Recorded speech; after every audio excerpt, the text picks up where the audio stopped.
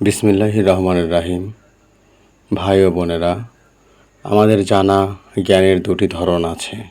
একটি হলো বাহ্যিক জ্ঞান, যা আমরা পড়াশোনা করে, বই পড়ে, শিক্ষক থেকে শিখে অর্জন করি।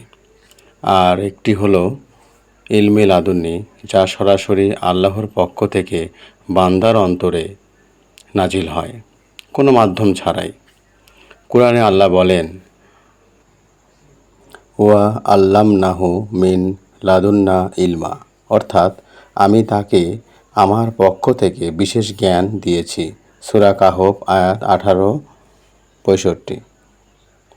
এই আয়াত হজরত খিজির আলাইসাল্লাম এর সম্পর্কে, যিনি নবী মুসা আলাইসাল্লামকে সেই লাদুনী জ্ঞানের শিক্ষা দিয়েছিলেন। ইলমে লাদুনী এমন এক নূর, যা আল্লাহ তার প্রিয় বান্দাদের অন্তরে ঢেলে দেন।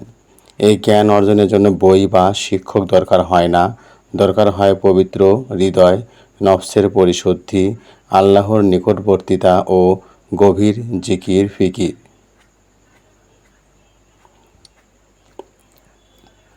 রাসূলুল্লাহ সাল্লাল্লাহু আলাইহি ওয়াসাল্লাম বলেছেন, যে ব্যক্তি সে অনুযায়ী আমল করে যা সে জানে, আল্লাহ তাকে এমন জ্ঞান দান করবেন যা সে জানত না।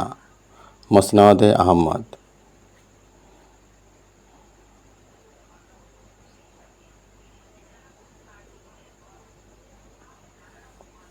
এখানে একটি গভীর রহস্য আছে। আমরা যতই আমাদের জানা জ্ঞানের উপর খাঁটি আমল করব, আল্লাহ ততই আমাদের অন্তরে নতুন নতুন হিকমত, রহস্য ও মারিফাত খুলে দেবেন। ইলমে লাদুনী অর্জন সহজ নয়। এর জন্য দরকার তাওবা, ইখলাস, নফসের দমন, রাতের তাহাজ্জুদ এবং আল্লাহর প্রেমে নিমগ্ন থাকা।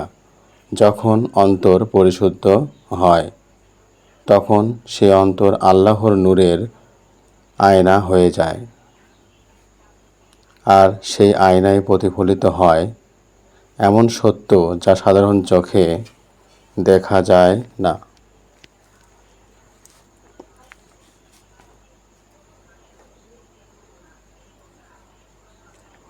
ইলমে লাদুন্নী আমাদের শেখায়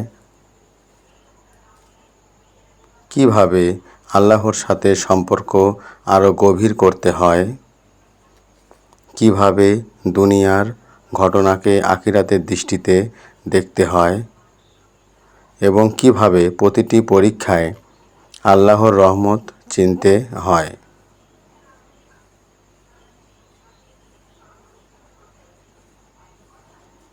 আসুন আমরা সবাই দোয়া করি। হে আল্লাহ, আমাদের অন্তরকে পরিশুদ্ধ করো এবং আমাদেরকে তোমার পক্ষ থেকে এমন জ্ঞান দাও যা তোমাকে পাওয়ার পথ সহজ করে দেয়।